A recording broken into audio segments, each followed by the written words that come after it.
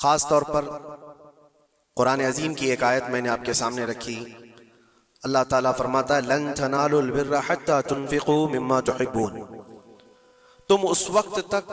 بھلائی کو اور کامیابی کو نہیں حاصل کر سکتے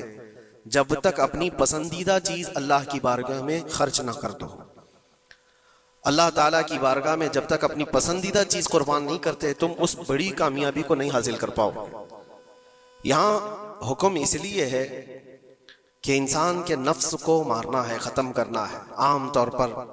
ہم اپنی پسندیدہ چیزوں پر قبضہ کر کے بیٹھتے ہیں، ان کے ساتھ دل لگائے ہوتے ہیں۔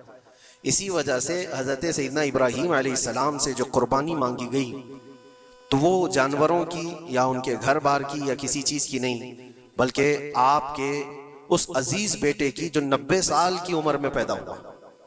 حضرت ابراہیم علیہ السلام کی عمر تقریباً 90 سال کی تھی جب آپ کے گھر حضرت اسماعیل علیہ السلام کی ولادت ہوئی، جس کو اتنی لمبی مدت کے بعد، انتظار کے بعد بیٹا پیدا ہوا ہو تو پھر وہ اپنے اس بیٹے پر کیسے جان چھڑکتا ہوگا، کتنی محبتیں اس کے ساتھ ہوں گی، باپ کی بھی اور ماں کی بھی۔ اور وہ بچہ جب جوانی کی طرف بڑھ رہا ہو اور اس وقت اللہ تعالیٰ کا حکم تھا کہ اس بیٹے کو ہماری بارگاہ میں قربان کرو، تو یہ عزیز چیز، پسندیدہ چیز اللہ کی بارگاہ میں قربان کرنا، اور وہ نبی تھے اسی لیے ان کے اعتبار سے ان کو حکم ہوا۔ نبیوں کا ایمان سب سے اعلیٰ ہے اور ان کا امتحان بھی سب سے بڑا ہوتا ہے۔ عام لوگوں کو یہ حکم نہیں دیا گیا کہ تم اپنے بیٹوں کی اور بیٹیوں کی قربانی کرو۔ وہ نبی تھے اور وہ کر گزرے، انہوں نے ذرا برابر بھی ہچکچایا نہیں، بلکہ جب اپنے بیٹے حضرت اسماعیل علیہ السلام سے کہا انی ارا فی المنام انی اذبحک، مجھے خواب میں یہ بتایا گیا ہے